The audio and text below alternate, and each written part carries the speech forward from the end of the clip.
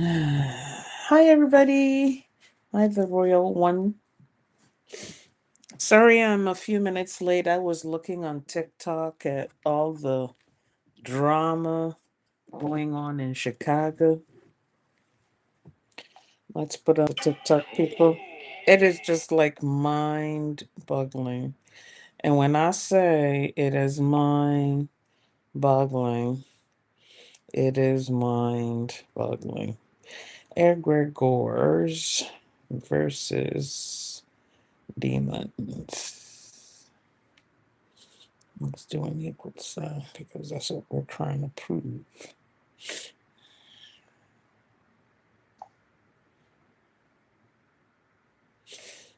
Hmm. It is just like it's just like you go on social media and you're watching like what's going on with immigration raids and things of that nature. You just have to ask yourself what is going on. What is going on?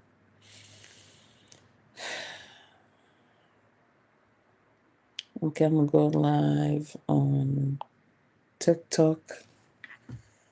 I don't, it's like I watch these things and I can feel my blood pressure going up, and I'm asking myself, is it necessary?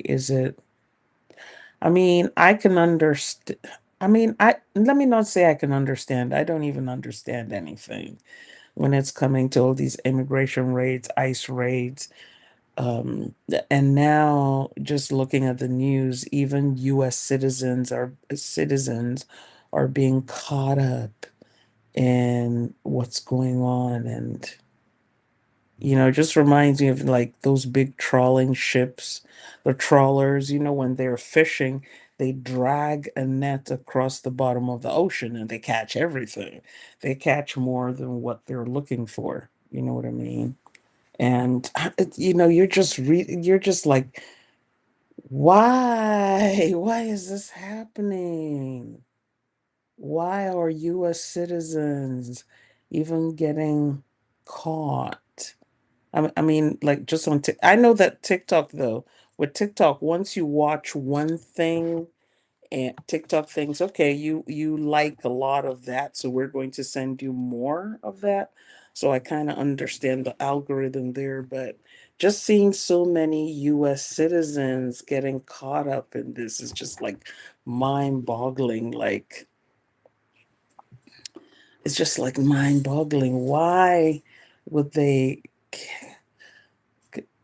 like non-citizens are being caught, citizens are being caught. The one guy was saying he was just like it was a black American guy. He was just saying, oh, he just came back in the night and saw ICE people do the thing, and he stopped to watch, and they caught him up and took him with them. And he's like, "Hey, I'm a U.S. citizen. I'm a U.S. citizen."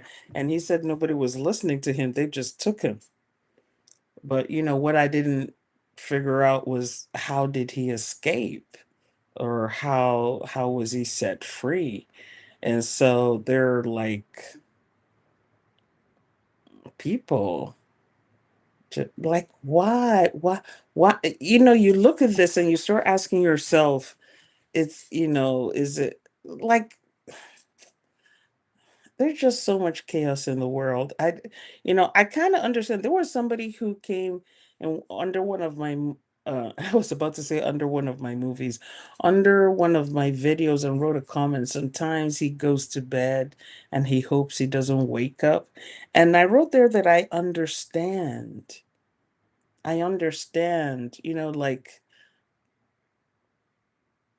I don't even understand the thinking that goes into oppressing people for no reason. I don't even understand it. I don't understand why somebody will wake up and say, "You know what? I'm going to make someone else's life miserable for no reason." Like I don't understand it. But I also do realize that it is wishful thinking. It is Pollyannish thinking. It is looking at life with rose-colored glasses, and that's not how life is. But it's still painful, but you know what I mean? Like, it's still sad. It's still painful, it's still sad. Just I don't even know I don't even know what to say. And it's not even just the US. I mean, there's just so much chaos going on around the world now. It's not even just the US, it's everywhere. You know what I mean? Like, it's just everywhere. It's just everywhere. And I'm just wondering, what's going on, or is it because of social media we're now tracking more of these kinds of events and it's looking like more of it is happening, but actually it's been happening, because like some of what's happening in the US today has been happening in other countries for decades, and it's just happening in the US for now. You know what I mean? So it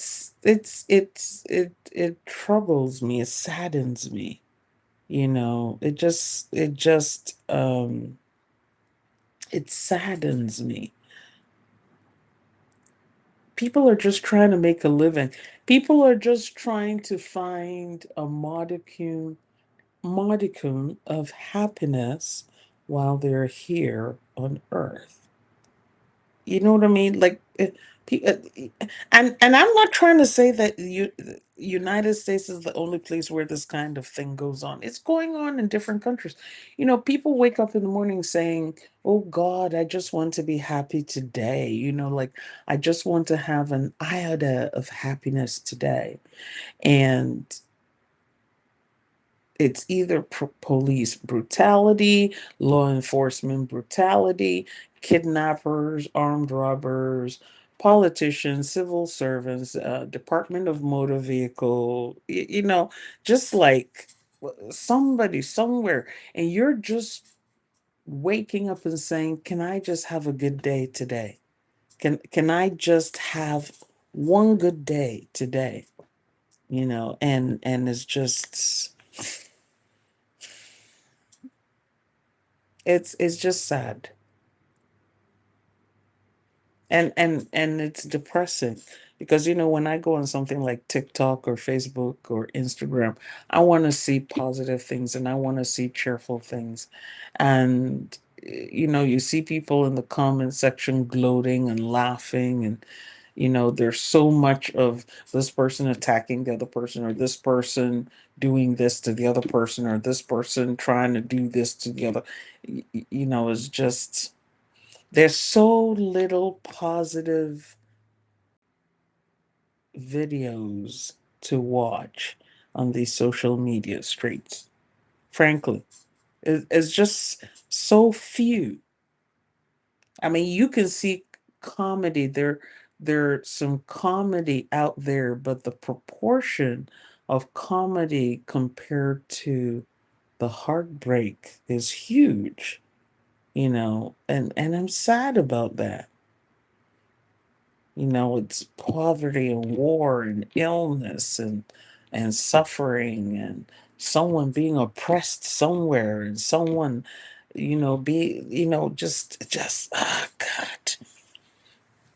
And then you look at that and it's so difficult to feel happy.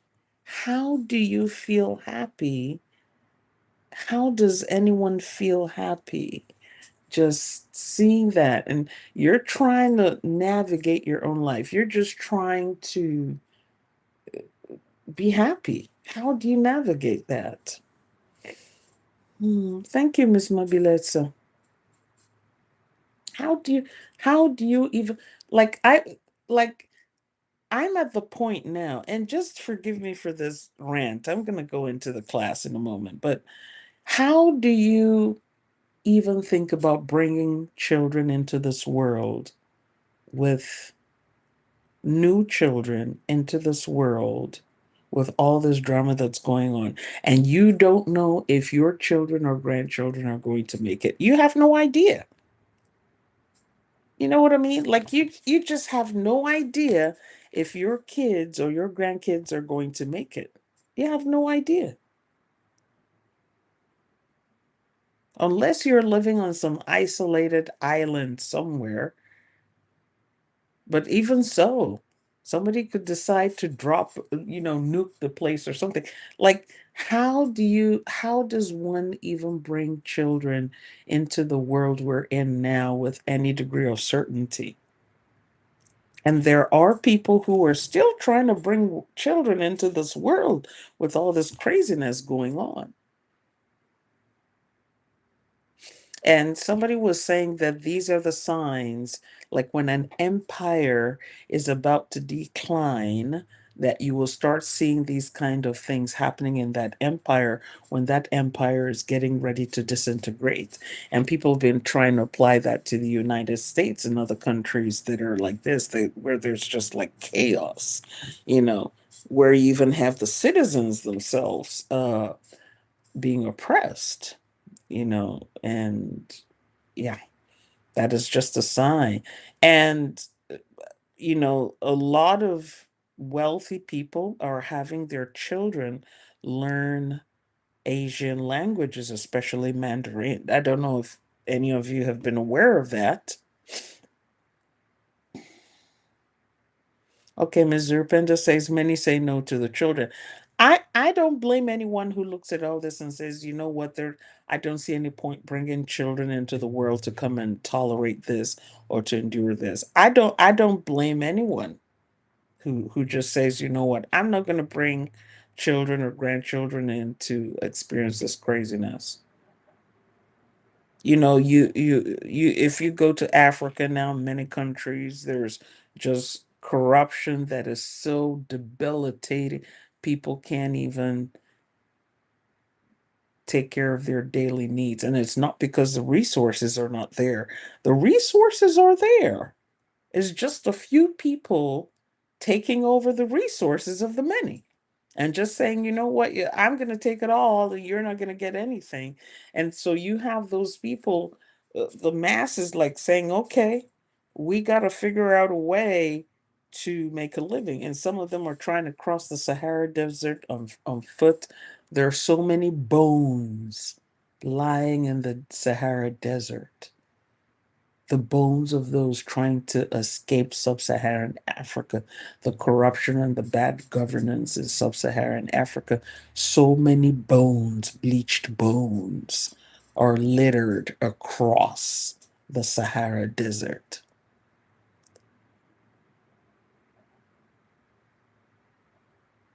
So many bones. So I don't want someone to listen to me and think, oh, okay, it's only America that's on fire. It's the whole world is on fire. It's just the whole world that is on fire. That's all I can say. It's ridiculous. Well, remember to give me a thumbs up and to like and share the video. That lets the algorithm let folks know that we are in session. We are having a class right now. My name is Dr. Tochi, for those of you who don't know me. Mama of the men's and the women's, aka Papa Dr. Tochi. And my website is at tochi.us or drtochi.com. And you can book me there for your divinations, spiritual practice coaching, dream interpretation, spiritual counseling, and more. I've got courses, events. We have an event coming up that reminds me to mention that. I have an event coming up October 21st. Reclaim your authority, reclaim your power. How to stop being a victim. How to start troubleshooting your own spirituality, especially if you're doing a whole bunch of things. You're doing ritual spells, invocations, prayer, fasting, cleansing, and you're not getting the results that you want. We're going to be working on troubleshooting that. That's what we're going to be troubleshooting. And it's a practical workshop. Those of you who've been to my online retreats before know that it's practical. Okay, we do practical stuff. We don't just sit down and deal with theory and look through woo woo stuff and read books and sing songs. No, we actually do the work. We actually do the work. Okay. So that retreat is coming up on August, October. See, my brain is like really slowing down. October the 21st, which is in about 7 days, 7 days from today. So we already started the countdown. I invite you to join us. Seats are limited. Okay. And there are multiple levels. There's the early bird special, which I believe either today or tomorrow is the last day for the early bird special. After that, you get the regular standard admission. And then if you want the VIP level, where you get extra attention from me, you'll get cowrie shell divinations and spiritual counseling, customized rituals, and more. There's a VIP level too if you want that, because sometimes people will attend my retreats and they want personalized attention during the retreat. So you can pay for that level, VIP level, treat yourself. Okay. And then you'll get one-on-one time with me during the days of the retreat. But if you just want to do the regular thing, regular degular, that's fine. But in the retreat, we will be troubleshooting. Why is it that the rituals you're doing are not working? Why is it that your invocations, your prayers, your fasting, all the work that you're doing, why isn't any of it working? That's what we're going to handle during the retreat. We're going to talk about spiritual entities and egregores, internal blocks, external blocks that are keeping you from getting what you want. Okay. Thank you, Stacy, for like the live. Thank you very much. So again, remember to give us a thumbs up. So that lets the platform let other folks know and notify them that class has started. Okay. I want us to take a moment to open this class thoughtfully. And so take a moment to calm down. Let me move my table. Invite you to find somewhere to park my long legs. My legs are long. I have to tuck them in somewhere. Okay. So take a moment to calm yourself down.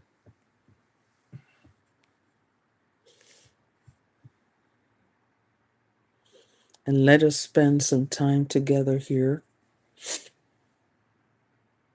shielded from the drama going on in the world as best as we can.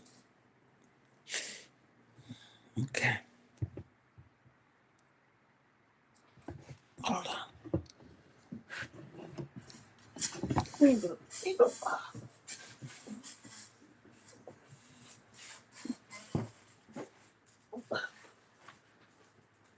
Probably not a good idea for me to try all this twisting here.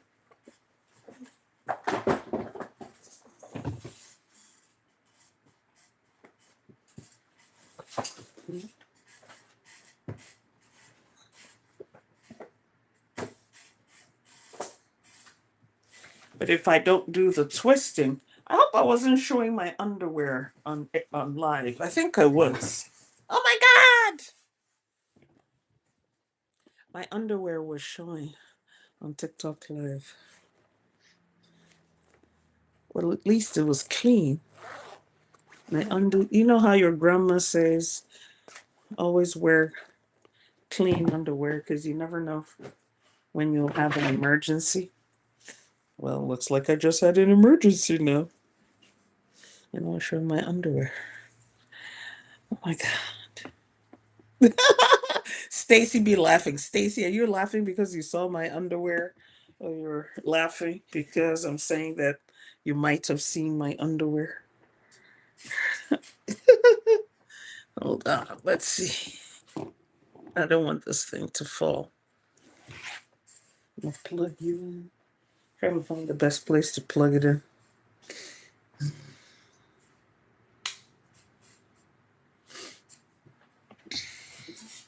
The thing sometimes when you're in because I'm in this particular corner here, when you're in a corner and you have long legs, sometimes it can be challenging because you're trying to situate your legs without knocking everything down. And over the past few days, I've seen a whole bunch of women who are much taller than myself. And I was like, yay, we liveth. The tall women still exist. I was seeing women like 6'1", 6'2". And I was like, yay, tall women for the world. Okay, so now let's see where I can tuck in my legs. So I might move the table around a little bit to accommodate my legs. Okay, Ms. Zerpinda, you didn't see my underwear. I think it's the Stacy on TikTok must have seen my underwear. But that's okay. My underwear was clean. Very clean.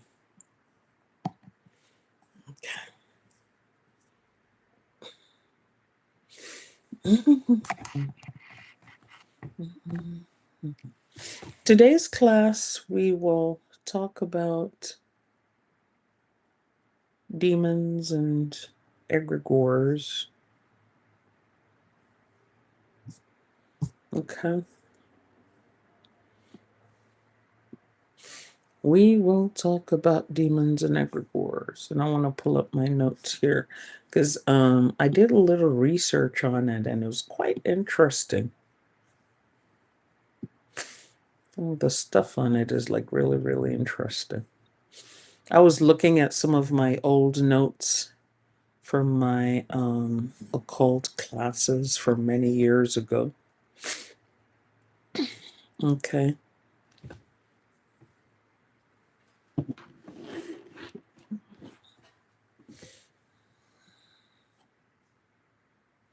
As some of you know, we have been working with on the topic of egregores. Okay. And just as a quick reminder, an egregore is an entity created by human beings. It's not a spirit guide. Okay. An egregore is not a spirit guide. And if you need the full definition and explanation on egregores, I will refer you to the two initial classes I've done on this. I did a class a couple of years ago on egregores and servitors. And then I started again, was it last month or the month before, on this whole egregore series. And we were looking at the Jesus egregore as an example. Okay, that is used in religion. A lot of egregores are used across religions. So not just the Christian religion, egregores can be found in all religions. Even your favorite traditional religion, they have a whole bunch of egregores in there. And people think, oh no, I'm working with a real deity. I'm working with a real spirit guide. I'm working with a real god and goddess. But no, you're actually working with an egregore. Okay. Egregores can be good and egregores can be not so good, depending on what they were created to accomplish. Remember that egregores exist to accomplish tasks. I have a feeling I should switch off my ringer. Hold on, TikTok. And thought just crossed my mind. Switch that off. Okay. Thank you, Ms. Urpenda. And remember, over the past few weeks, we have talked about different kinds of egregores. Now, today's topic as to whether egregores are the same as demons or demons are the same as egregores warrants us to take a look into what demons are and how did we come about that term, demons. What is a demon? What does it mean?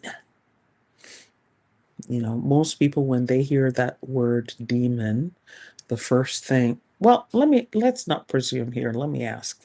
When you hear that word or read the word or see the word demon, what comes to your mind? Let me hear from you first. When you hear demon, or you read about it, or someone says it, what comes to your mind when you hear that? Okay, Stacy says satanic. Okay. All right. Let's see what the YouTube folks say. When you hear demon, what are you hearing? Because you know sometimes you hear something, but you're actually hearing something else. Because two people could be sitting in the same room listening to the same thing, but they're hearing two different things. So for the folks on YouTube, let me see. Missouri Penda. Let me see who's here. Missouri Penda, the Royal One, Mame, Abena, Esther, Ute, Miss Monkey, Auntie Mazuba, Goddess 13 in the Void. Okay. Those are the ones users I can see on YouTube now. Okay. So Ms. Europenda says something to fear. Okay. So demon is something to fear. Anyone else? When you hear demon, what do you think a demon is? What do you think a demon is? Now, Ms. Europenda is saying something to fear. You know, there are some people who love demons. So I'm assuming that those who love demons are not afraid of them. Okay.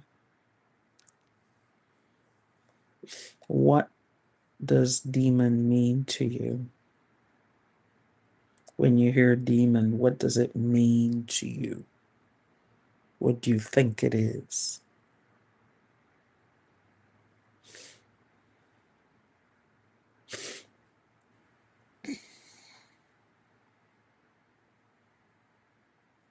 I'm just trying to give some of the folks on YouTube to catch up because I know sometimes there's an internet delay. Okay, Ms. Rupenda is saying, though I have heard there are good ones. Okay.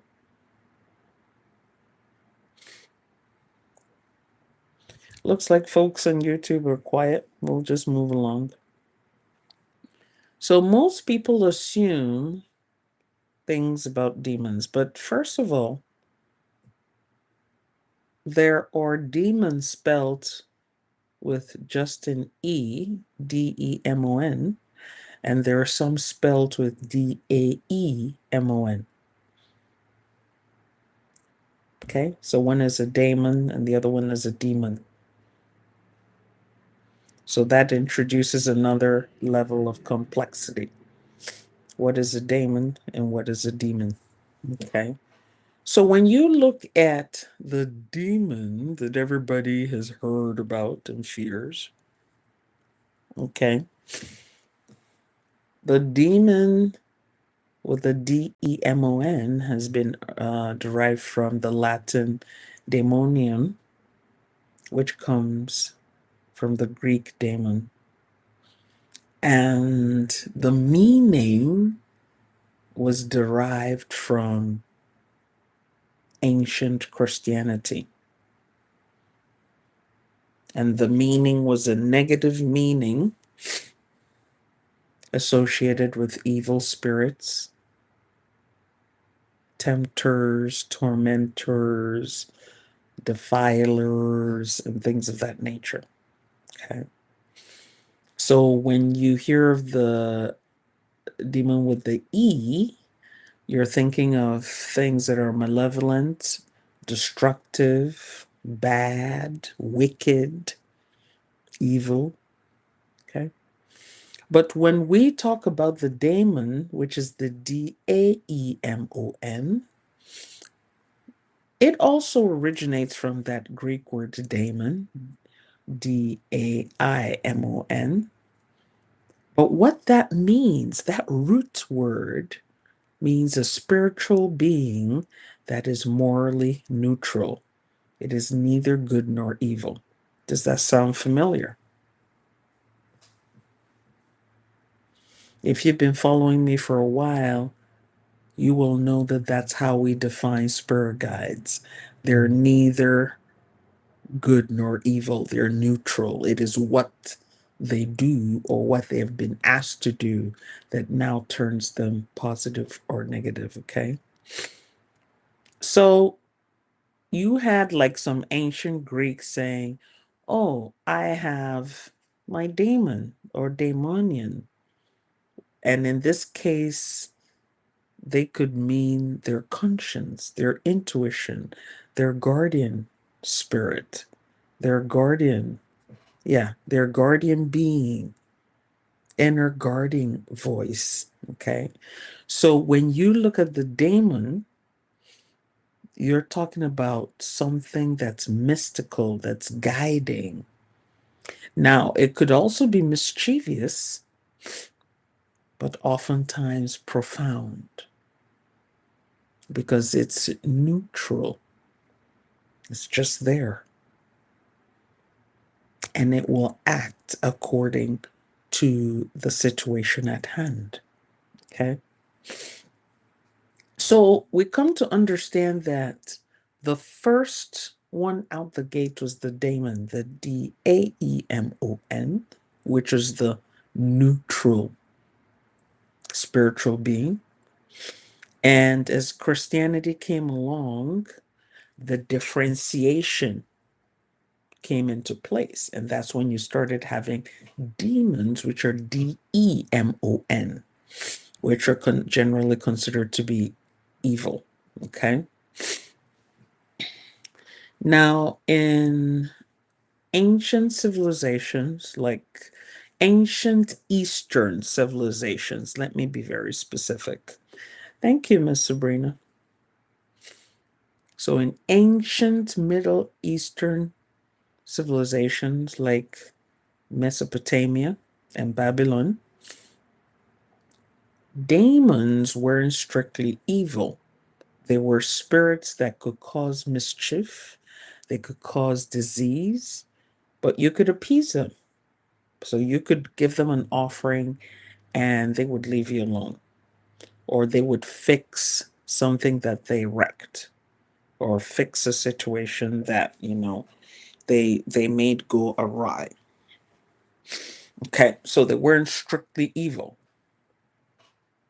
They were just these spiritual beings out there, just chaotic. And when they were just being their normal chaotic selves, their actions may or may not affect you. And if it affected you, could affect you positively or not so positively. Okay. In ancient Greece, demons were considered to be the intermediaries between the gods and the humans. Now, TikTok folks, hold on. I need to put a charger in here. It's it's charger season. Hold on. Okay, hold on. Just hold on. I don't know. Trying to cancel that. Trying to get the port for it. There we go. There we go. So now we should have some juice in there. All right. Sorry about that. Need to plug in the charger. Okay. So in ancient Greece, these spiritual beings called demons were considered intermediaries between the gods and human beings, okay? Which again are like our modern day spirit guides. They were spiritual forces, sometimes helping humans and then sometimes testing humans. But again, they were not considered evil. Okay, when you look at that. If you went to places like Africa, they never had demons. Ancient Africans did not have demons. In Asia, ancient Asia, they didn't have demons. Okay. A lot of indigenous traditions did not have demons. A lot of indigenous traditions did not have demons. In Native American, Native Canadian, they didn't have demons. Pacific Islands, they didn't have demons. Okay. What they had was spirit guides that could be considered trickster spirits, okay, or guardians, or forces of nature. But they were not considered evil. A trickster spirit was not considered evil. It's just doing its thing. So imagine that you had a mischievous child. You wouldn't turn around and say just because the child is mischievous that that child is evil. No, the child is just doing its child things. Is this thing charging? I hope it is charging. Okay. Now, when did demons become demons? Okay. We're going to track how that happened. In Judaism, spirits or shedim appeared uh, in the Hebrew Bible equivalents. Okay. Some were neutral, some were harmful, and these were considered moral or physical disruptors. Again, you have this concept of the trickster spirits, even in Judaism. All right. In Christianity, that's where the became the demon and considered evil. And that's where that identity solidified, okay? And so Christianity now said, oh, we have these beings that are good beings, and we will call them angels, okay? And the ones that are not good, like the angels, we will call them demons, okay? So when you have, like, if you're looking at the Christian narrative, when you had angels who rebelled and became fallen angels, for example, Lucifer and Lucifer's gang,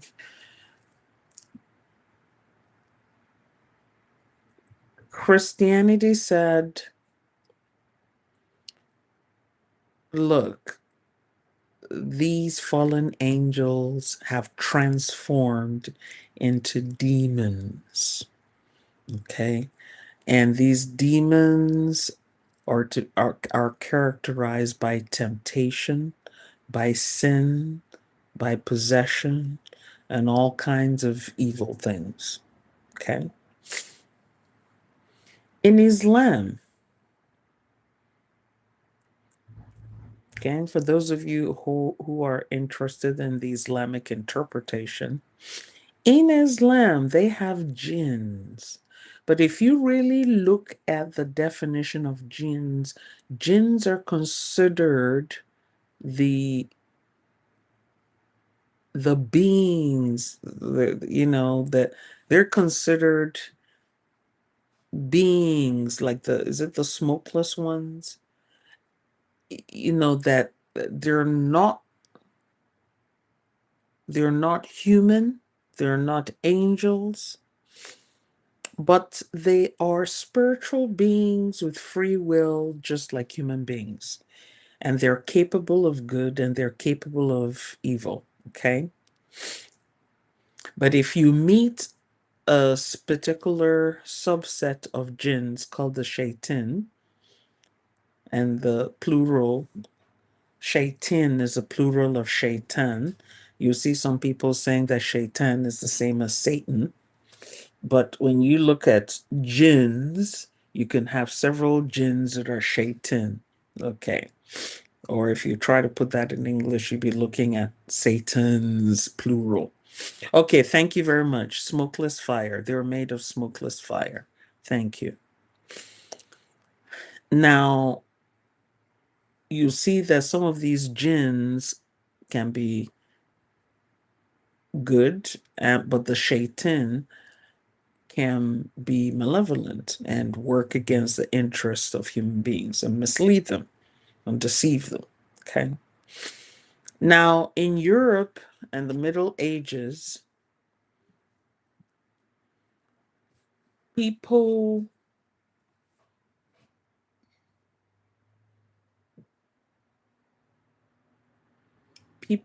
how do I put this? In the Middle Ages in Europe, how demons were perceived are not the same as the way how demons are perceived today. Okay? Because in medieval Europe, the Europeans saw demons as these spiritual beings that demonstrated the importance of morality. Okay? So a demon was there to show you how to act right as a human being. And so they will show you good and show you not so good and offer you the opportunity to choose good. Okay. After a while, because of Christianity, they would use demons for illustrations of morality. Okay. And they would use demons to explain evil and malevolence and wickedness. It had to be pinned on something. You're welcome, Simply the Best Baby. Okay. So in Europe, where Christianity really took off, because really it was in Europe where Christianity took off. I mean, it was in Europe you had the Roman Empire that later adopted Christianity as the state religion and so forth. It was in Europe that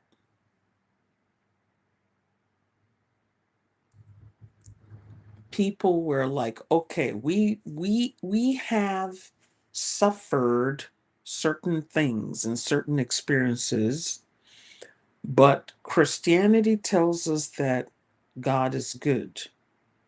So who's responsible for the evil? Okay.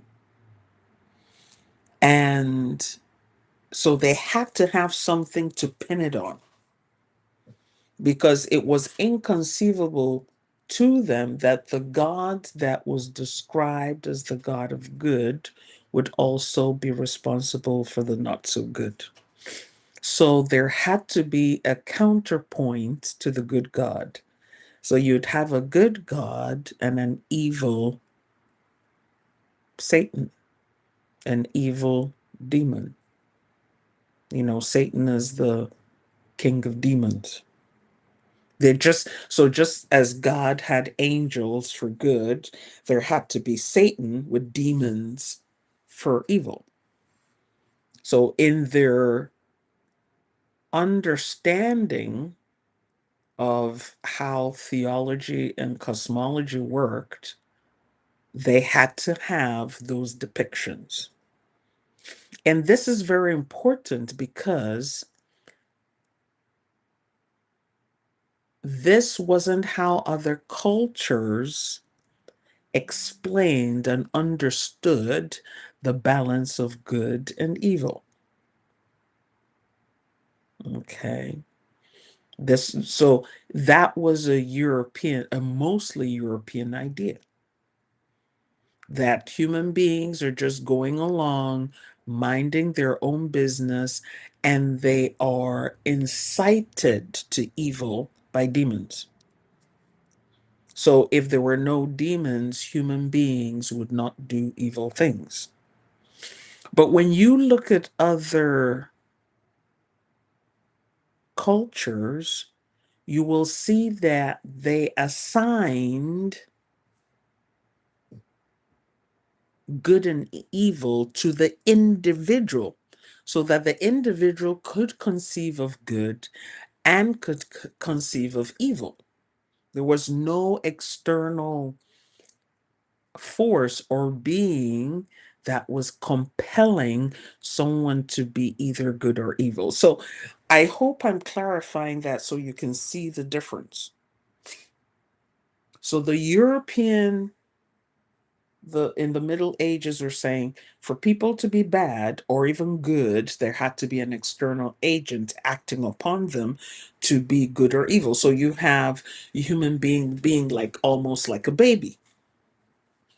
I'm just here, and if I do good things, it's God and the angels acting upon me. But if I'm doing bad things, it's the devil and demons making me do it. Okay. But in indigenous traditions, they were like, no, it's the individual who chooses to be either good or not so good. Okay. So over time, as Christianity spread through colonization, the Christian interpretation of demons influenced global perceptions and interpretations and started overshadowing indigenous and local understandings of good and evil. So that, for example, um, when Christianity was brought to the Yorubas,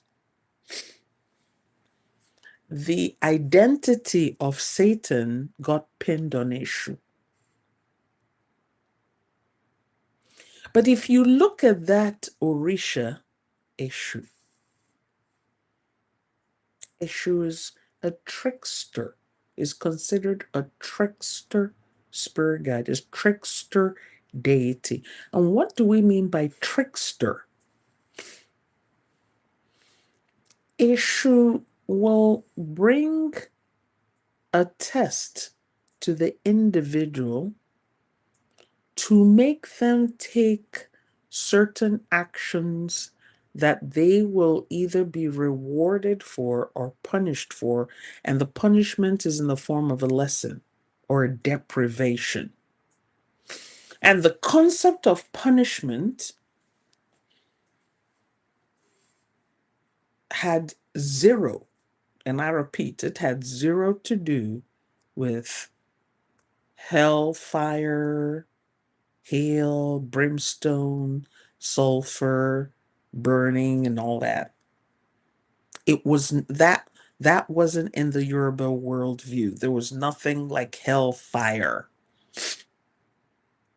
When somebody got punished, it happened right away. And it happened dramatically. But the person had the opportunity to recover from whatever their mistake was. The opportunity to recover is always there. Okay.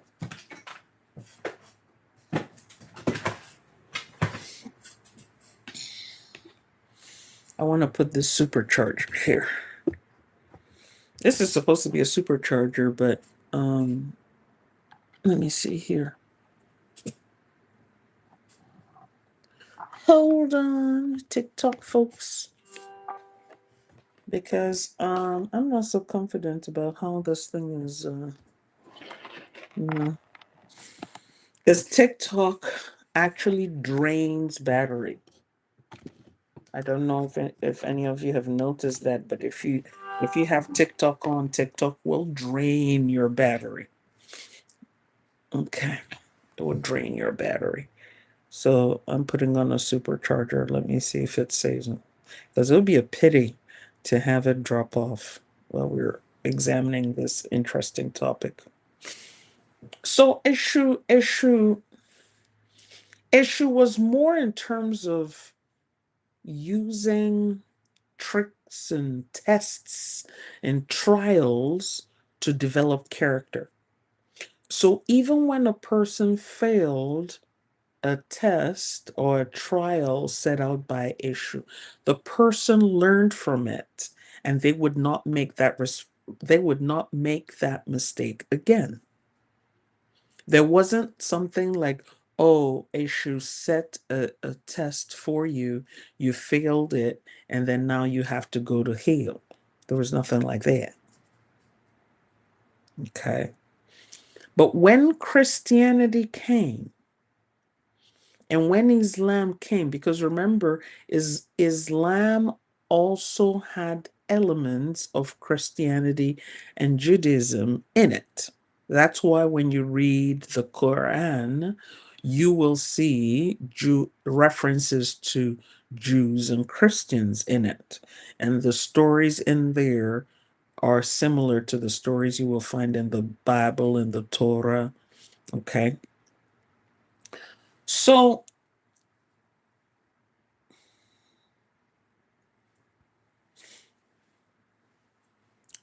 um, hold on. I want to look up something.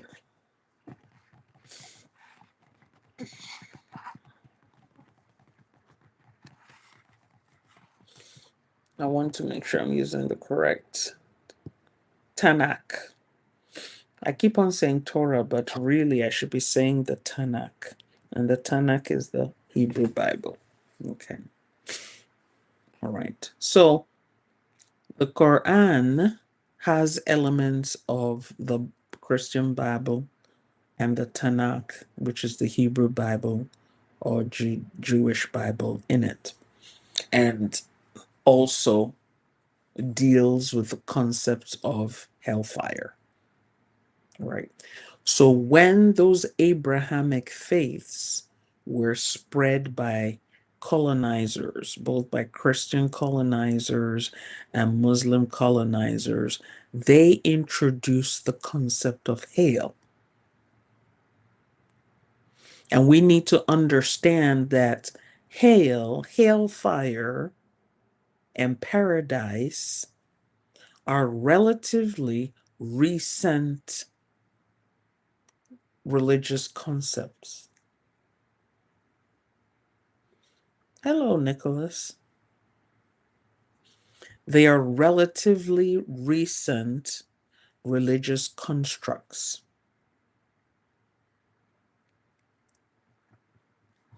Because when you look at indigenous religions, pre-colonial contact, they will speak of the land of the ancestors, the land of spirits, the land of rest that one would go to after transition.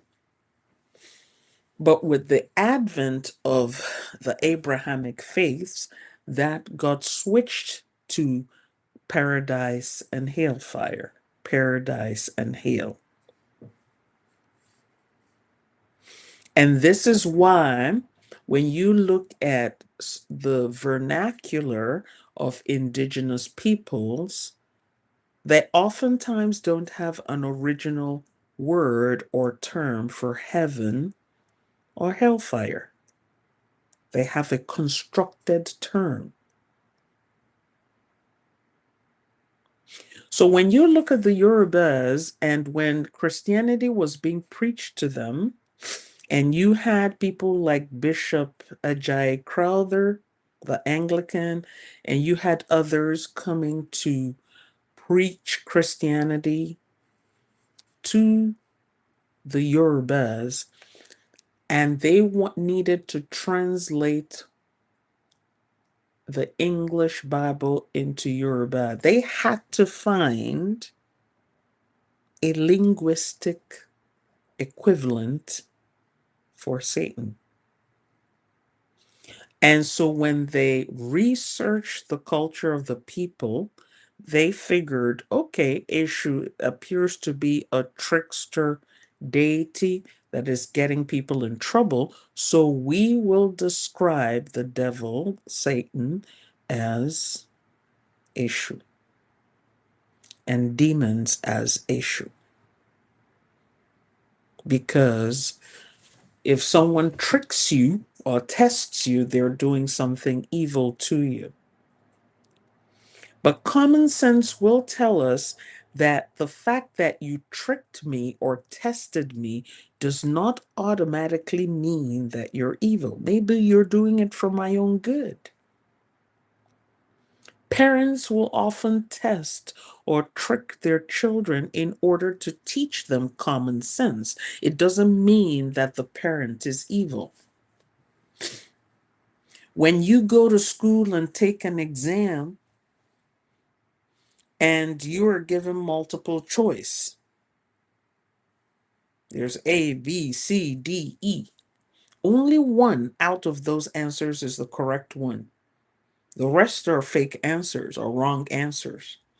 Will you now say that the teacher is evil because they gave you A, B, C, D, E and said, figure out which one of them is the correct answer and all the other ones are wrong? No. The reason why the teacher is giving you the test is to make sure that you are learning what you're supposed to learn. And so when somebody comes along and says, well, answer A was wrong, B was wrong, C was wrong, D was correct, E was wrong, therefore the teacher was a deceiver, you see that the person is full of foolishness. Because without the test, without the exam, there's no way for you to internalize what you have just learned. I hope folks are picking up what we're dropping here. So the concept of testing, when it came to indigenous religions, became something that was considered as, it was recast and reframed as an evil thing. And so Eshu became Satan. The same thing happened amongst the Igbos or the Igbo. Okay. When the Christian colonizers, aka missionaries, came to Igbo land, okay, they asked, and they did a quick study of the local beliefs and deities and spirit guides, and they said, which of your spirit guides causes trouble for you? And the Igbos said, none. As long as you give the spirit guides their due, as long as you give them their offerings and you respect them, they will not make trouble for you. And the missionary said that is not possible. That is not possible.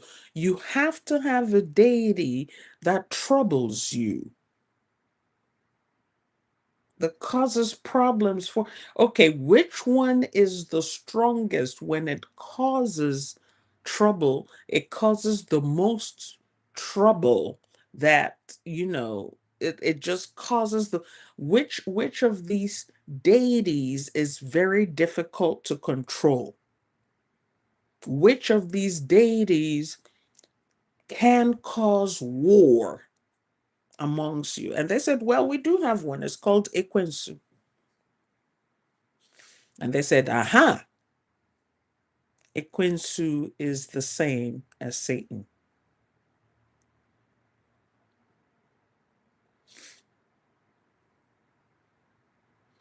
Do you have spiritual entities, beings that can make you uncomfortable? Yes, we do have the little ones.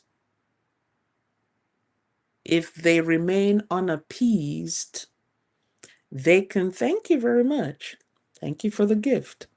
If they remain unappeased, they will make trouble for us. What are they called? Amosu. Oh, those are demons. And so when the Igbo Bible was being translated, that got translated into it. Now, I have given examples from 2 ethnic groups in West Africa, and there's more. I could talk about those from the Akan, the Ewe, the Twi. I can talk about the Luo. Same thing happened.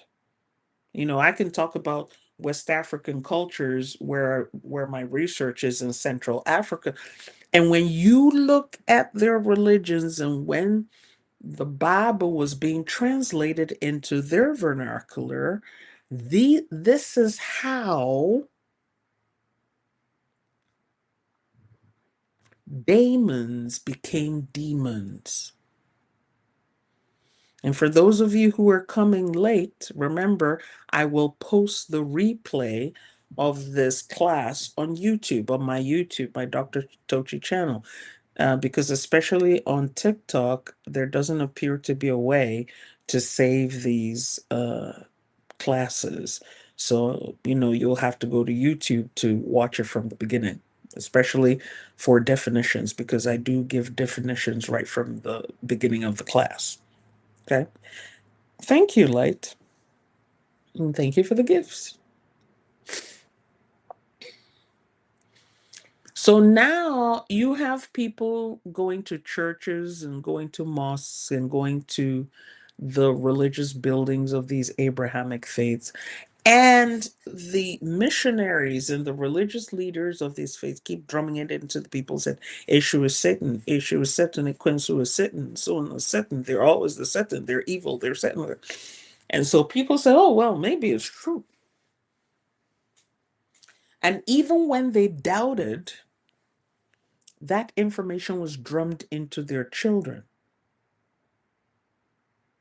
I remember back in the 70s when my mother took me to go see some people in a village in Nigeria. Okay. Then I didn't speak the language. You know, I was still, I hadn't learned the language, let me put it that way. But I remember us going to see this man, and he had a very old mother in the 70s, early 70s or mid 70s. And when I say 70s, I mean 1970s. Okay. And this lady was pretty old. And I remembered that they gave her her food, and they gave us some food, and we were all in their back courtyard. And she would dip her fufu in her soup, and then she would fling it in the direction of a little small thing that looked like a doghouse.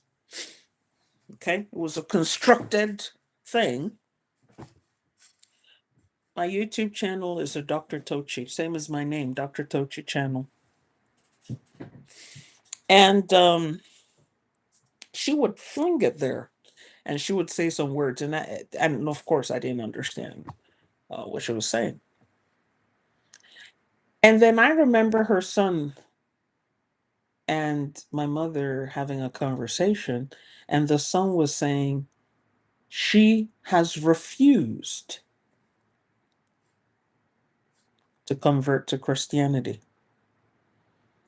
She does not want to have anything to do with the church. She doesn't believe in it.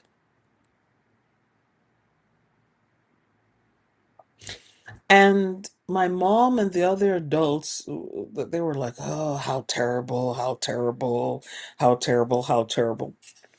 And this old woman, I'm assuming was a mother of this gentleman we went to visit, she didn't care.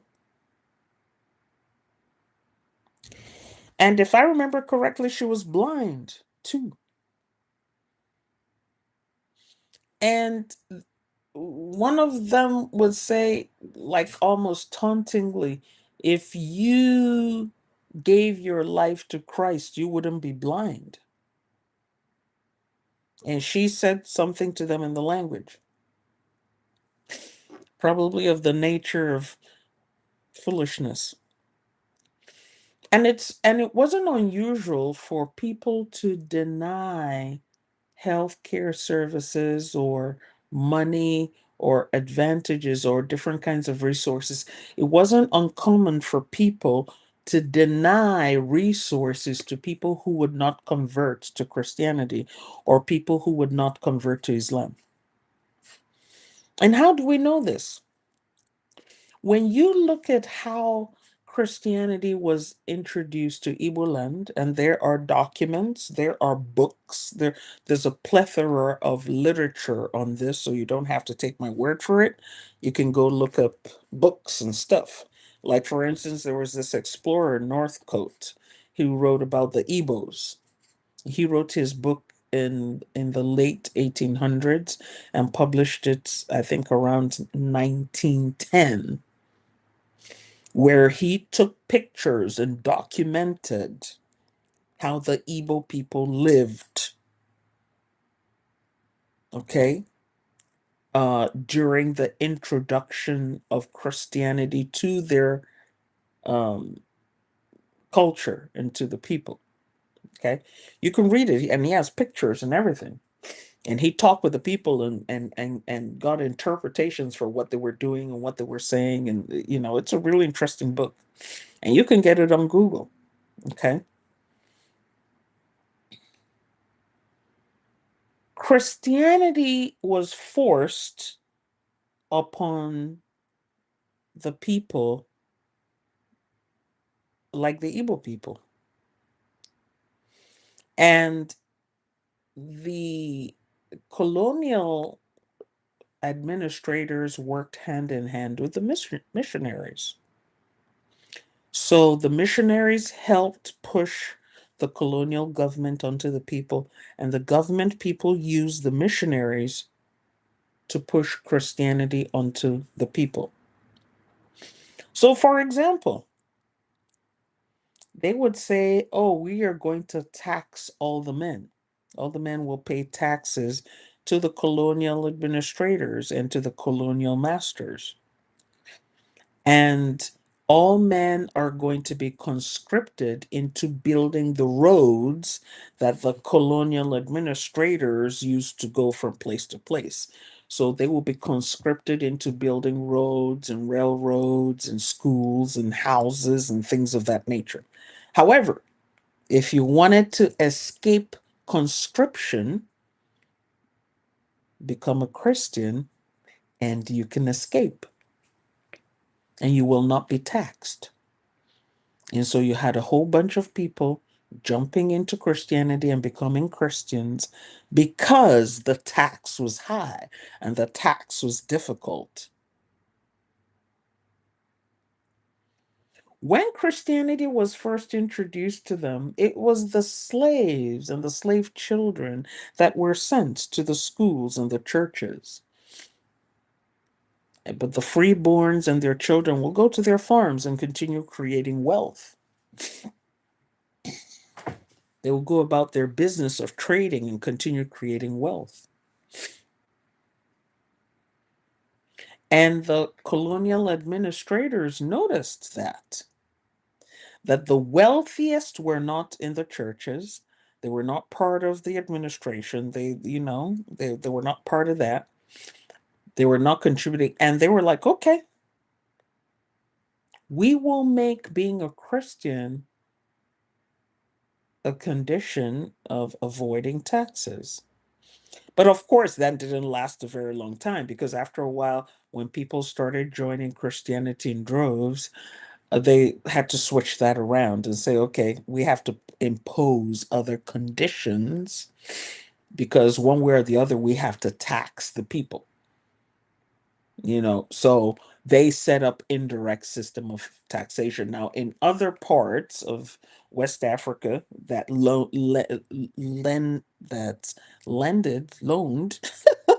itself, they had direct taxation system where they tax the people directly.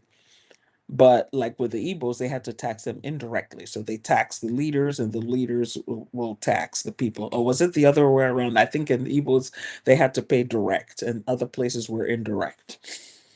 Okay. But that's not the point of what we're saying. We're talking about how the concept of demons came about. Okay.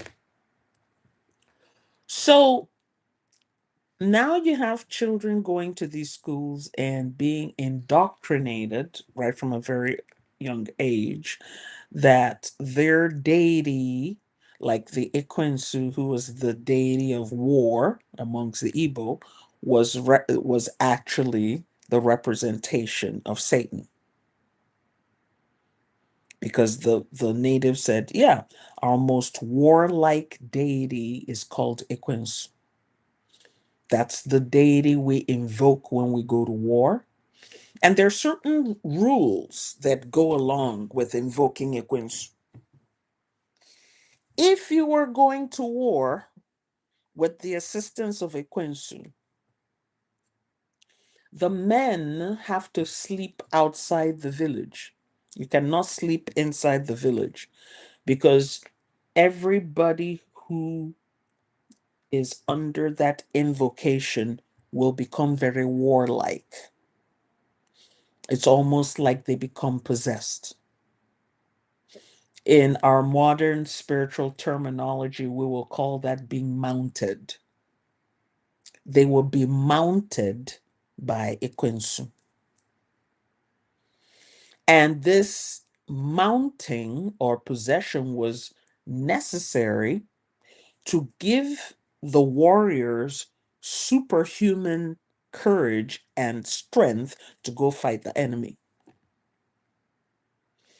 And so when they were mounted by Ekwensu, they had to be outside the village. They could not be within the village, because it'd be very difficult to control them and around their families and other people who were not involved in the wars or the battles. And so a ritual was done. Ekwensu was invited. The warriors would get mounted. They become fierce. They become fearless, and they go to war.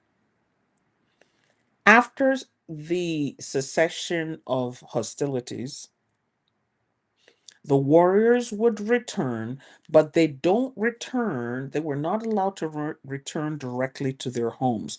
Again, they had to come to a camp outside the village where this mounting, this possession had to be removed. And so you'd have the chief priest who would do the necessary offerings and sacrifices, and Ekwensu would dismount from these people. And then now they were back to their normal selves and could go reintegrate with the village, their families, and the community. The missionary said, aha, that is Satan. And that sounds like possession and exorcism. So, yeah, we're going to call Ekwensu the devil. Okay. And so the allocation of terminology, demons and devils and things, this is like a template for what was happening in indigenous communities around the world. We would have these Christian missionaries go there and say, what is the fiercest deity you have here that can be responsible for mayhem and destruction and chaos? And they'll say, oh, well, we have one here. but they never stopped to understand the context within which that deity operated. They were like, okay, it causes chaos and destruction and mayhem. Okay, this is it. That's Satan. So we see that the demonization of indigenous spirituality and the demonization of indigenous religions happened with the imposition of the Christian definition of demon, which was different from the original ancient definition of daemon. If you're still with me here, let's have your oh yay. I want to make sure that folks are not lost. Are you still tracking me? If you're tracking me, let's have your oh yay. And then we can continue. I need to drink some water.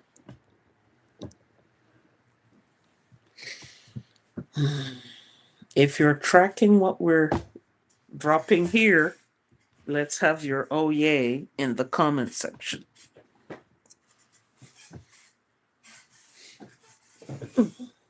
Are you tracking what we're dropping?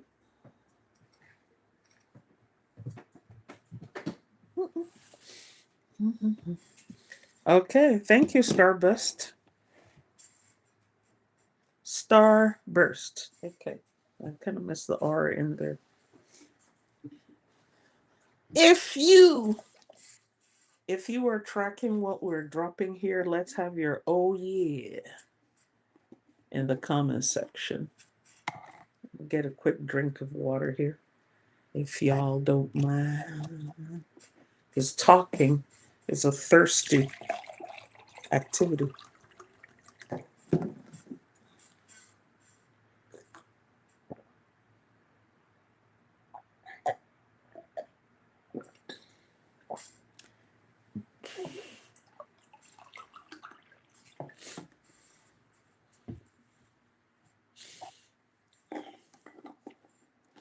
So, thank you, Ms. Rapenda. Thank you, Auntie Mazuba. Auntie Mazuba, I was asking a question earlier and you kept quiet. You didn't want to answer the question when I was asking, what does demon mean to you? You went and hid yourself.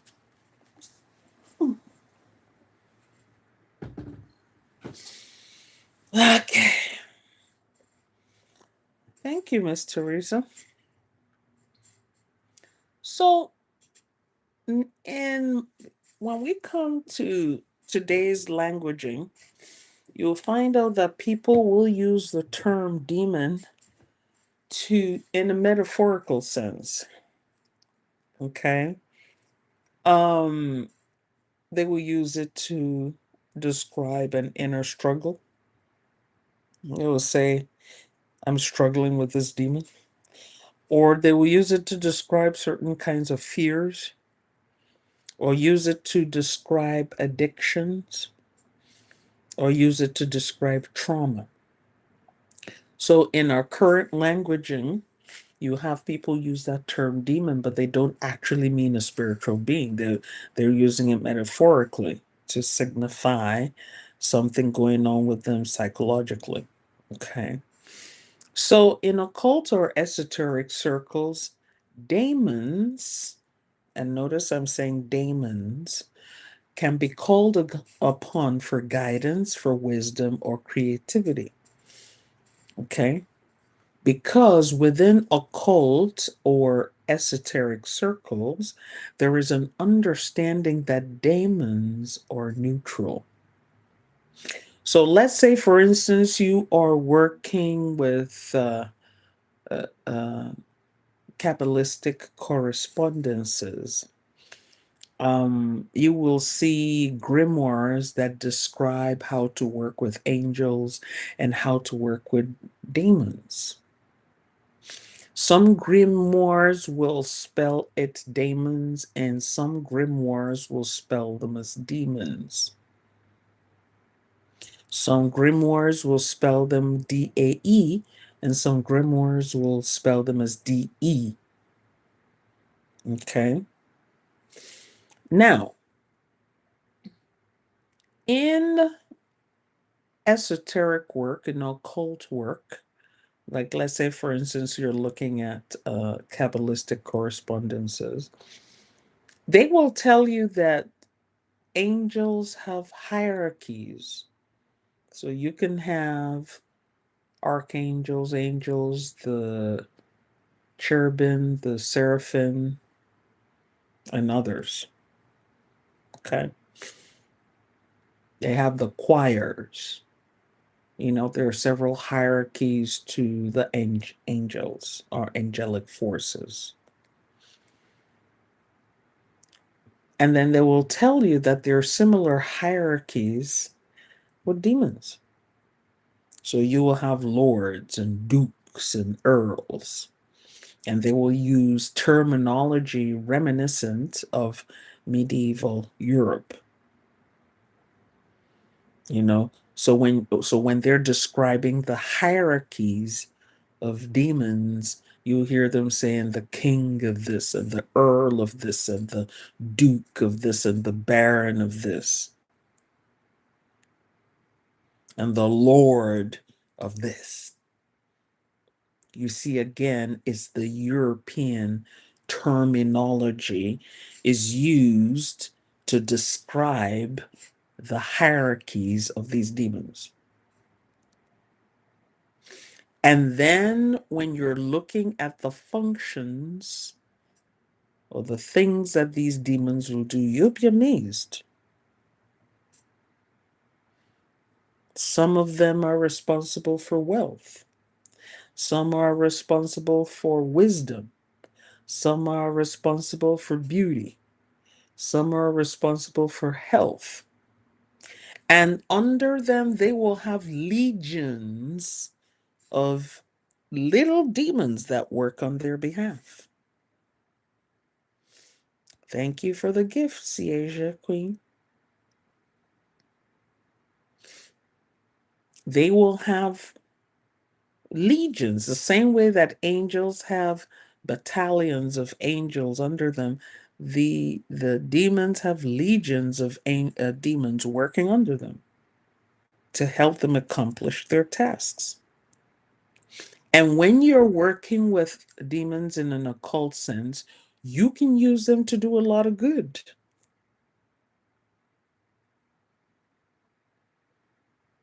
Because again, the understanding in occult or esoteric groups is that demons are actually demons and they are neutral. It depends on what you're asking them to do for you. And then each one of them, and remember that when I teach about spirit guides, I keep telling you that they're transactional. So as long as you give them what they want, which is not always a newborn baby or the head of a cow or something gory or drastic like that, sometimes they want to be rewarded with public acknowledgement and praise. They want you to announce publicly that this demon helped me get that thing. That's their reward. And so when you are doing a ritual to engage their services, you promise them that, hey, I know that this is the kind of offering you like and the kind of reward you like. So if you help me get this thing, I will announce you to the world. I will publicize. And that's why you will see those kinds of announcements and publications amongst occult and esoteric people. You'll see someone will post, I thank Lord Boone. This is my public acknowledgement of Boone or Lord Boone for helping me get so, or doing so, and so on and so forth. Okay. Now,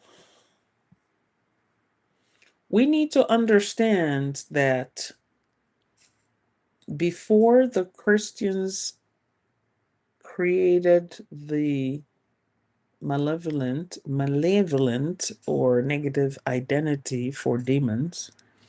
A lot of these spirit guides are neutral and existed everywhere in nature. Okay? And sometimes they will intrinsically protect, and sometimes they will not. They will want to be appeased in order to protect or to leave you alone. It didn't mean that they were evil. Okay? In places like Africa and the Americas and Asia, there were animistic spirits. And what do we mean by animistic spirit guides? Animism means the belief that everything contains a spirit. So the tree has a spirit, the stone has a spirit, the water has a spirit, the air has a spirit, and so on and so on and so forth. The fire has a spirit. But again, you hear no mention of hellfire in heaven there. Elemental spirits, the concept of elemental spirits arose in Europe. So you start talking about air, fire, earth, water. And then there was also the concept of trickster spirits. So you have that amongst the Native Americans, like the coyote spirit. Loki amongst the Norse gods was considered a trickster spirit. Eshu amongst the Yoruba was considered a trickster spirit. Anansi amongst in Ghana, amongst the Ashanti, considered a trickster spirit, also embodied by the tortoise. Okay.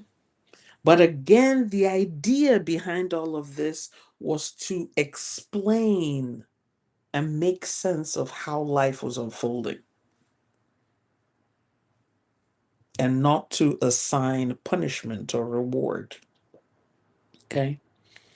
Then when you look at the Mediterranean, ancient Mediterranean, you know, that's where you got from the Greek and the Romans, you got the concept of the daemons, okay, which was a neutral spiritual intermediary between the humans and the gods.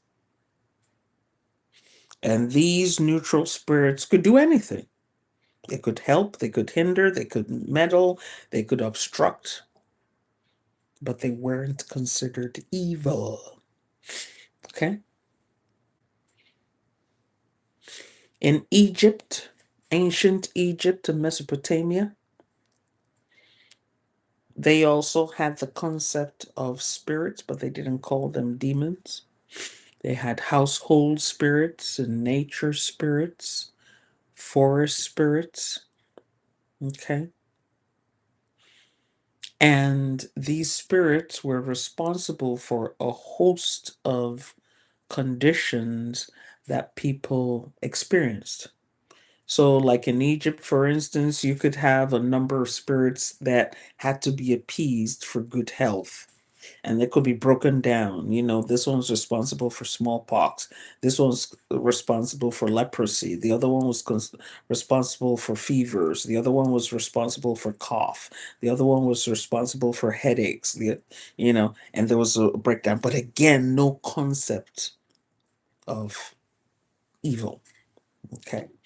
Now, when you start going into the Semitic traditions, or what we call the Abrahamic faiths, that's now when you start seeing the dualization, the two-faced nature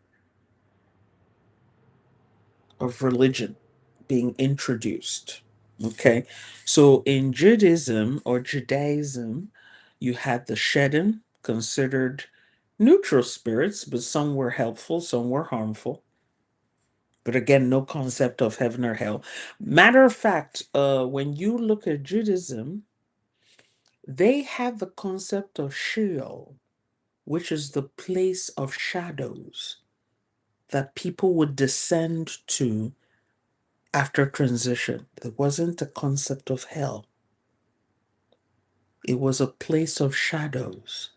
People would transition and their souls would go into Sheol, and Sheol was a place of darkness, a place of shadows, and then the soul would just be there. That's it. So we come to understand when we start talking about hellfire, that was introduced by Christianity. So you see all these indigenous cultures and religions and spiritualities we're looking at. There was no concept of hellfire. There was no concept of heaven. There was no concept of paradise. It came through the Semitic or Abrahamic traditions. Okay. So with Judaism, not only did you have the shedim, the spirits that could be working for good or working for not so good, but you'd also have the concept of angels and fallen angels. And that's where the morality started coming in. And man, according to their worldview, was no longer responsible for his decisions.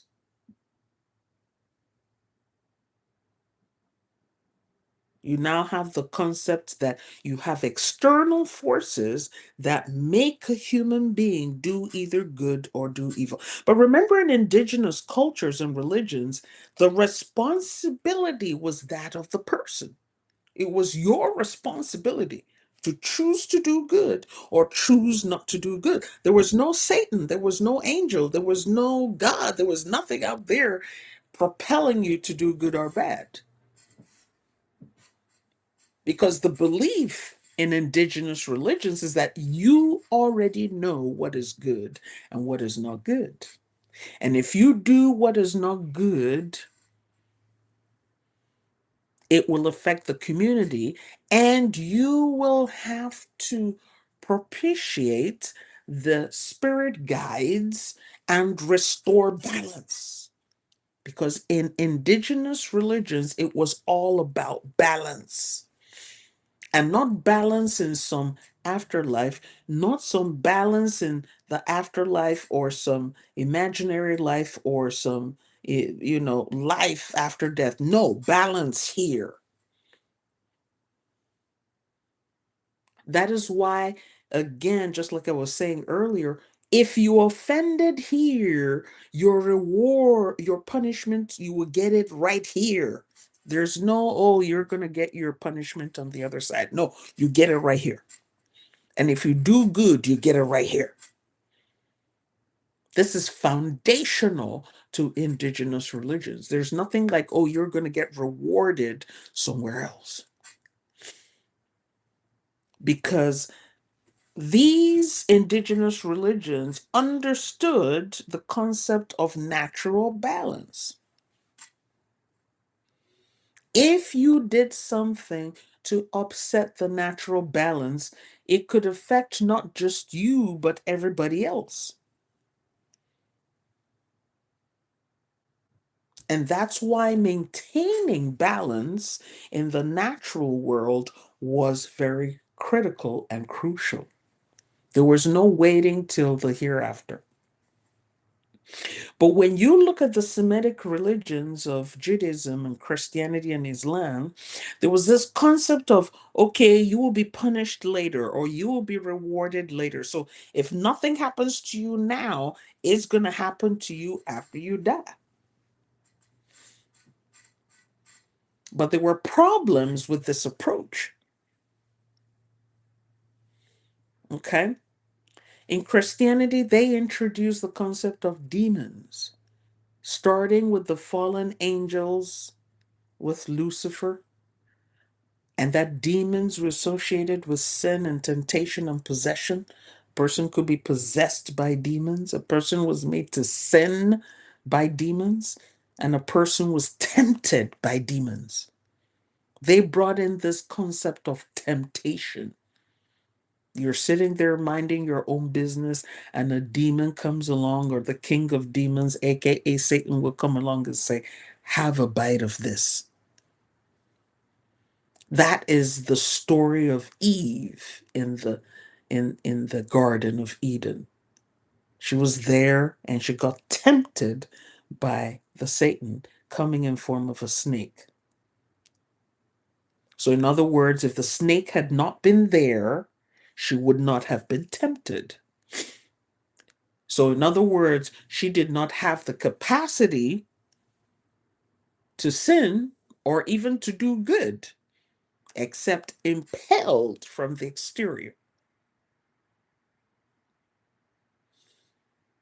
This comes from the Abrahamic religions. The Bible and the Apocrypha, remember those books that were taken away from the Bible? That's where you get the detailing of the hierarchy of demons, also known as the legions of hell. That's where those writers just went into overdrive, saying, okay, the demons, they have legions of demons and, hierarchies of demons. And there were people of these religions who made it their life study. And they called it demonology. Early demonology. I'm not talking about present day demonology, but then that demonology. And they wanted to list to people all the thousands upon thousands of demons that were available in the world at that time that could cause problems for Christians and Jews. And so Islam has the jinns, the smokeless beings with free will that can do good or not so good, but a special section or subset of these jinns with the shaitan, the demons again, or evil jinns that misled human beings. Okay. In Asia, you have for instance, when you look at the Hindus and Buddhism, you have the asuras, divine-like beings that were initially considered neutral, but later framed as being antagonistic to the deities. In China and Japan, they had, again, that concept of neutral spirits that could act either good or evil. See, again, how it is outside of the Semitic religion. Okay? So in China and Japan, you'd have demons often linked to moral failings. You have the Oni in Japan, considered the giant ogres. Okay? And those ogres could either be malevolent or protective. Again, speaking to that neutrality. And then in China, they had the Gui, considered restless spirits, just unsettled, not doing anything bad, but just restless and chaotic. Okay. So now there was something interesting I was going to touch upon when we talk about demons from the Abrahamic tradition or the Semitic tradition. And you need to understand this. When you look at indigenous cultures that ensured that rewards and punishments were meted out immediately, there was no need for jails. There were no needs for prisons. There was no need for jails, no need for prisons, because punishment happened right there, and rewards happened right there. But with the advent of these Abrahamic faiths came the concept of reward later, punishments later. So, what do you do with the person right now? Because if you're saying Okay, nature is saying here on TikTok, in Haitian voodoo, the lois are neutral also. Yeah, and the loi of Haiti originate from the loi of the Congo that are also neutral. And that's a class for another day. Okay. So, what do you do when a person does what they're not supposed to do, but you have been preaching to them and teaching them that they will be punished after they die? Or maybe somebody has been doing good and doing wonderful things, and you preach to them that they will get their reward, they will get their payment after they die. What happens? You have to create a placeholder for them here until they die. So let's say, for instance, we're in the village and I stole your goat, but I'm a Christian, or maybe I'm a Muslim,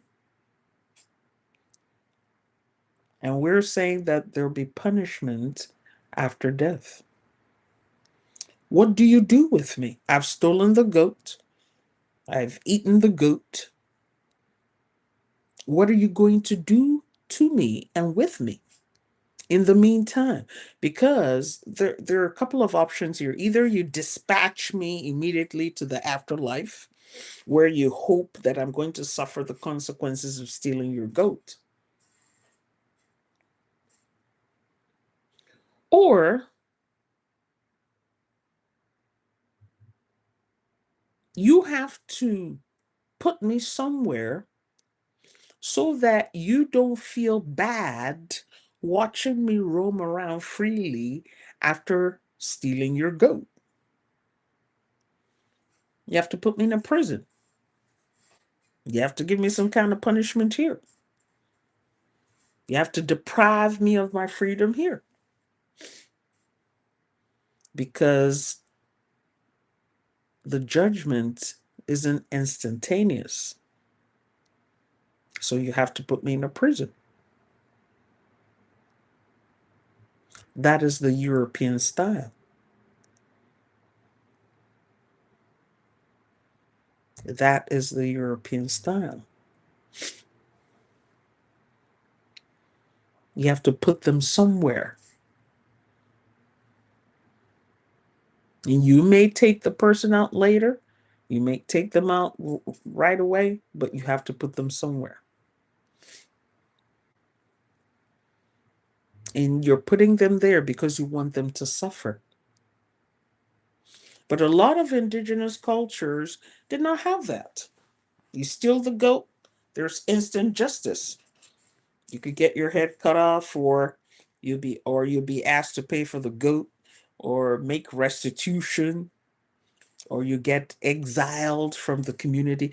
The retribution was almost instantaneous and very visible. And the reason why it was almost instantaneous and very visible was to act as a deterrent to the rest of the community. So other people will see what happened to the person who stole the goat, and they will say to themselves, I don't think stealing goats is a good idea.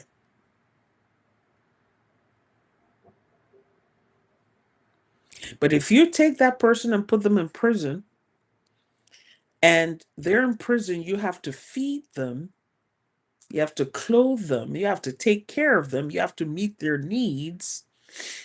Another person could look at that and say, well, maybe stealing a goat is not so bad. What's the worst thing that can possibly happen to me? They'll put me up in the prison. I'll be getting 3 squares up in the prison.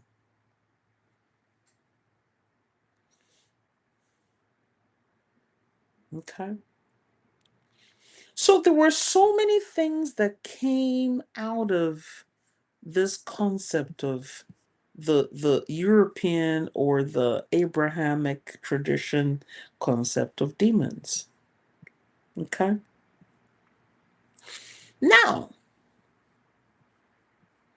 how do demons compare to egregores? I'm circling back to the beginning of the class. Whether we consider demons to be good beings, evil beings, positive beings, negative beings, neutral beings, we can see that these are spiritual beings that came into existence without the assistance of human beings. And we can spend a few more hours debating and discussing how spirit guides come into being. Were they created with the Big Bang? Did they come into existence with the cooling of the gases upon the surface of the planet? Were they created by God? Do they come from the same place that human souls come from? Or spirit guides, former human beings who have reincarnated into higher levels of consciousness and expression and higher vibrational energy? We can argue all those things and we can discuss all those things.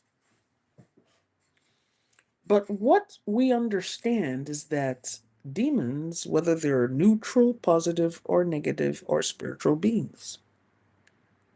But egregores are not. Egregores are of human construction. That's the main difference. The so-called demons have areas where they operate. They have free will. They can be appeased. They can be provoked. They have autonomy. They can go from place to place, depending on the people and the culture. Okay. I thought this thing was plugged in. However, an egregore has to be anchored. An egregore has to be anchored to an object. A demon does not have to be anchored to an object. It can roam freely. Let me give you an example. Remember, for those of you who are Christian scholars, remember the story that was attributed to Jesus the Christ about a man being cast of demon possession.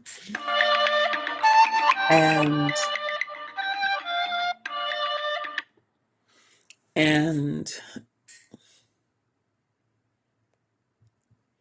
the sorry about that. And the man, he had one demon. And that demon was cast out of him. And in that story told by Jesus the Christ, he said, when that demon was cast out of the man, it went to a dry, deserted place.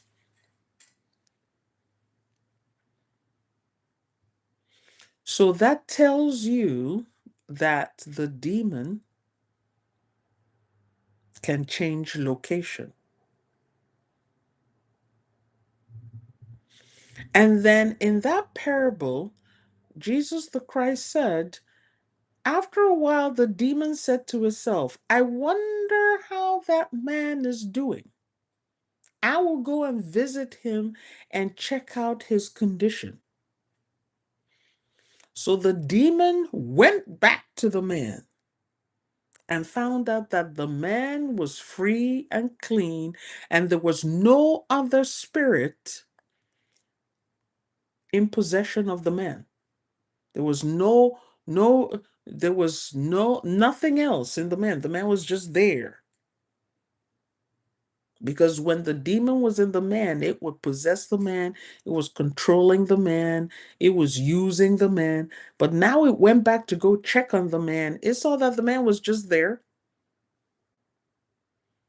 The apartment was still empty. It was clean and empty. And the man was just there. And so that demon said, "Oh, wow, the apartment is still empty. Let me go bring my friends and we'll move back in."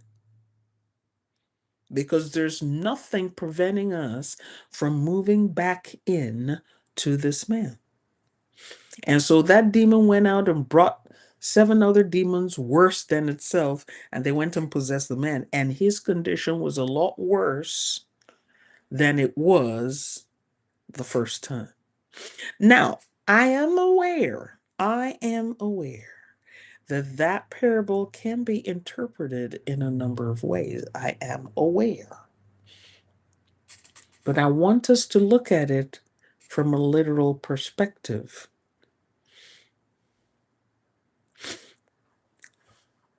An egregore does not go and say, well, let me go bring some other egregores and let's go take over a place or take over a territory. Why? Because an egregore, when it is created by human beings, is anchored to a place or a thing. That is the only place it can operate. It can't be going from one place to another, one person to another. So it entangles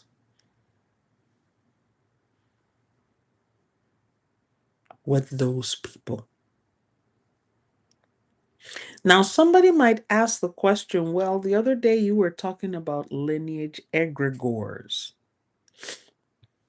Yes, those are egregores related to a lineage that is located somewhere.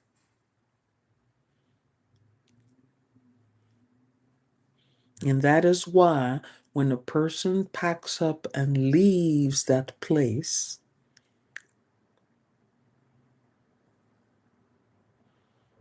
the hold of that or the influence of that egregore lessens on that person.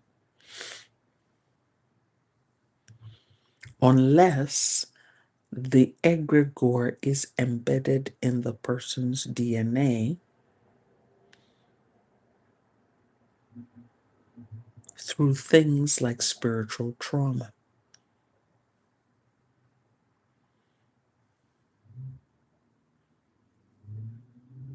And sometimes people will say, oh, I want to go track down my ancestral place. And they track down and they don't know that they're unconsciously going back to feed their lineage egregore. But remember, we did say some egregores are good and some are not so good.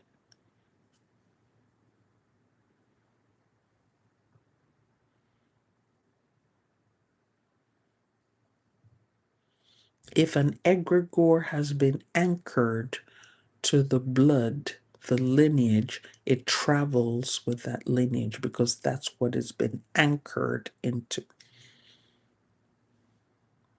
If I have an egregore in my lineage, it can't jump over from my lineage to your lineage. But from the story of the demon, you can tell that the demon, when it went and saw that the man was just sitting there, nothing going on, it could go bring some other demons, and all of them went to go possess the man. It could bring other demons to come with it to possess the man. If I have an egregore embedded or anchored to my DNA, I can't take that egregore and embed it in your DNA unless I have children with you. And that child will get it. You will not get it, but our child, our children will get it. Okay.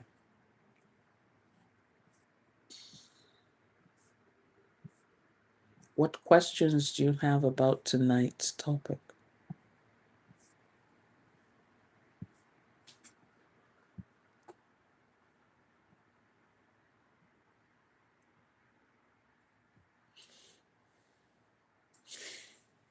Before we round up.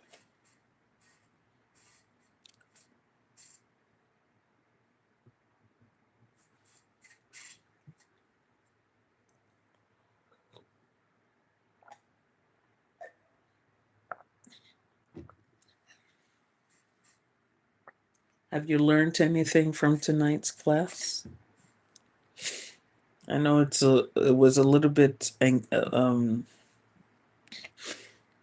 like Auntie Mazuba would say, is a PhD class. But sometimes, we have to do these higher level classes.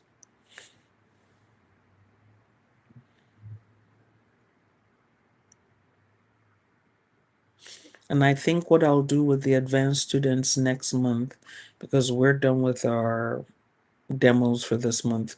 So next month, with the advanced students, so please keep it in mind, advanced students next month in November, excuse me,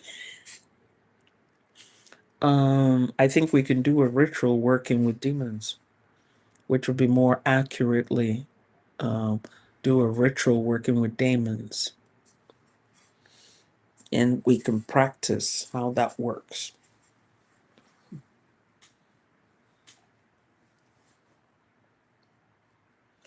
And look at specific examples of certain demons that we can use to our own advantage. Once an egregore is anchored in your DNA, can it be undone? Yes, it can. It will take some work, but yeah, you can do it by yourself.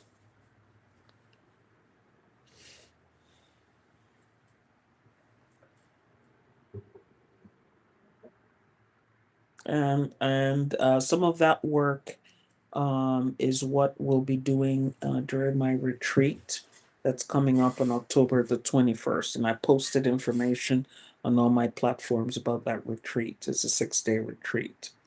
We had our advanced class last Saturday where we discussed this.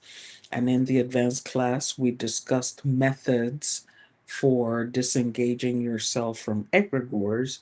And I gave that as an assignment to the advanced members. I said, go do the research and determine the ways that you can start disengaging yourself from egregores. Because there are millions of egregores out there.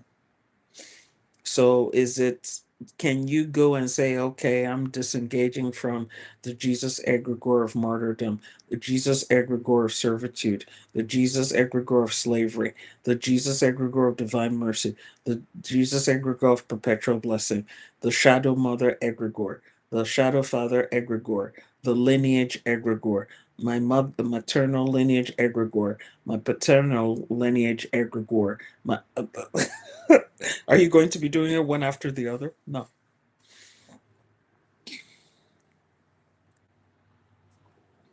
Okay, Ms. Urupenda. Well, thank you all for coming to class.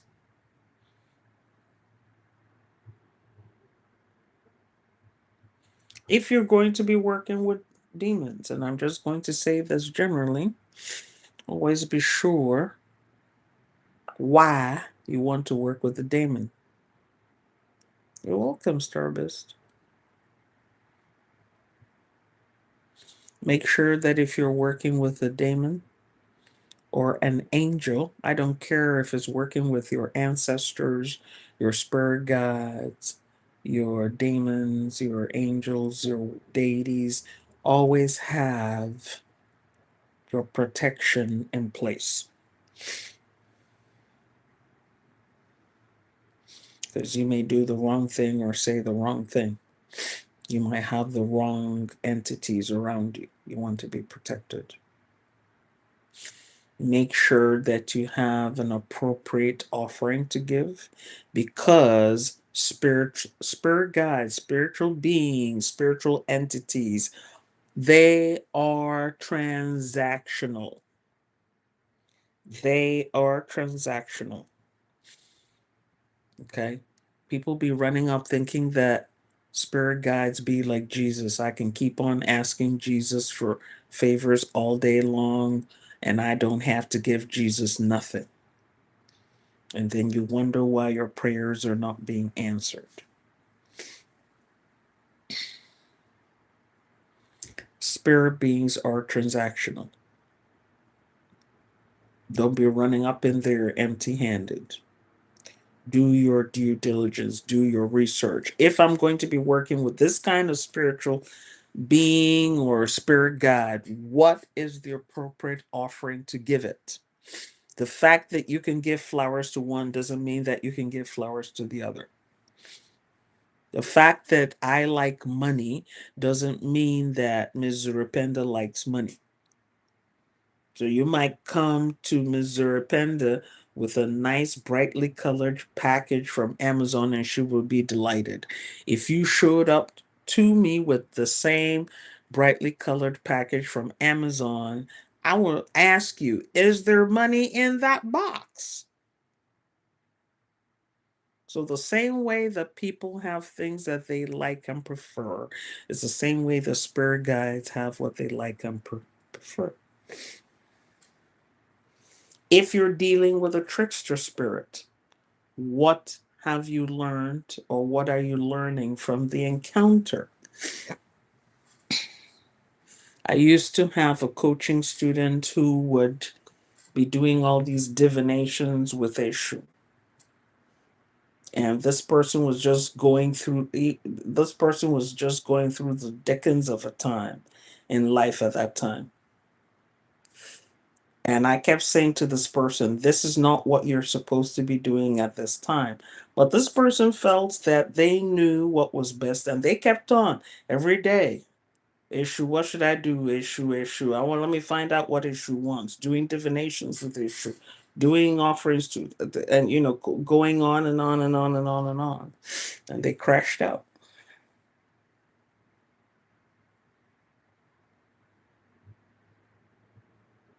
Okay.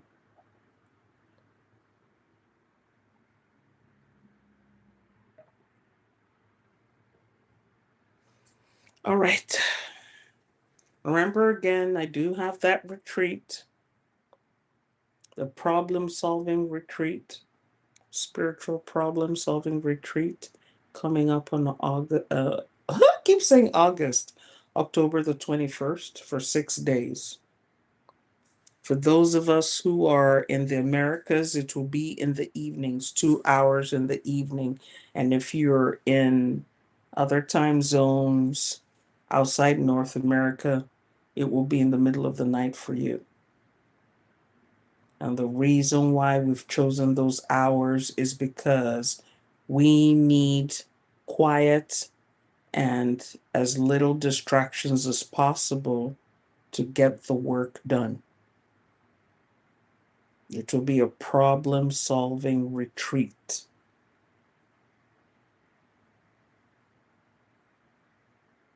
It's not a lay back and listen to lecture retreat. You'll have to do some work. Okay. So we have 7 days left before we start. So I encourage you, if you can, and you have the resources and the means, to join. Okay. You will learn a lot. You learn how to solve your problems. You learn practical things to start troubleshooting why your prayers, your invocations, your rituals, your spells, and whatnot are not working. That's what we're going to learn there. Okay. We're thankful to our Creator, our guardian spirits, our ancestors, our spirit guides, the unknown masters, for today's forbidden fruit. May it continue to yield abundantly in our lives and in our consciousness.